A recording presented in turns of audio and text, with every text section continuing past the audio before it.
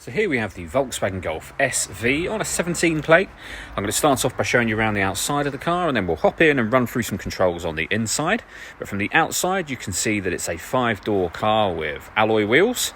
Let's start off inside the boot and then work our way around the rest of the car from there. As we approach the back of the car, you can see we have reversing sensors, plenty of boot space as well, along with the 3 individually folding rear seats, should you wish to increase this space even further. Okay, so we're just going to work our way back round to the front of the car, and then we'll hop in and run through some controls on the inside. But now that we've done a full circle of it, you can see that it's in excellent condition the whole way round. Just briefly, before we climb in, I think it's well worth seeing the interior from this exterior point of view. There's plenty to run through on the dashboard, so let's hop in and we'll do that right now. Okay, now that we're inside the car, we're going to start with the dials. On the left-hand side, we have the rev counter and coolant temperature gauge. And on the right-hand side, the speedometer and fuel gauge. In the middle, you can see the total miles of this car. They're only 12,081, so very low mileage for the car's age. Above that, we have a digital readout for the speedometer. We're on the driving data menu at the moment. So lots of bits of driving information, fuel economy information. There are other menus available too though. So you have assist systems, audio, telephone, vehicle status, and then back around to where we started. And the buttons that I was using to go through those menus are just here. We have stereo controls beneath that, which continue over on the left-hand side. We have cruise control over here as well.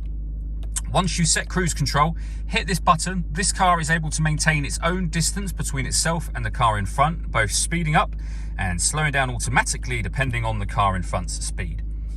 Over in the center here, we then have the touch screen. So you have a few buttons down the right and left hand side to access certain menus. We, for example, are on the radio menu at the moment. You can see that we have DAB, FM and AM radio. If you want to listen to your own music, press the media button, and then down on the touch screen, press source, and you'll see the different ways in which you can listen to your own music. And they include Bluetooth audio. So not only can you make and receive phone calls, you can also stream your music wirelessly too, once you paired your phone. So hit the phone button, follow the instructions on screen from there.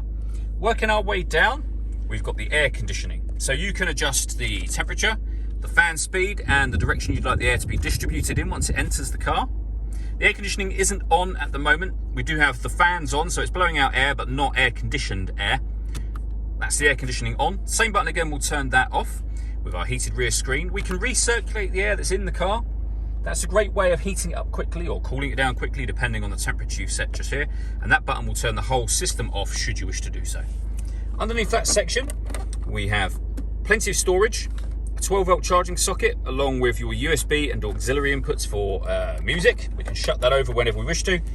We have the gear lever for the DSG fully automatic gearbox, and then these buttons just here. So firstly, you can turn the parking sensors on and off.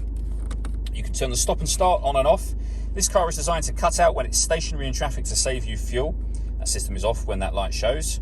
We have an electronic handbrake with auto hold function, and then this last button will change the driving modes for the car. So you can put the vehicle into eco, normal, sport, or individual. And under individual, you can customize these settings yourself.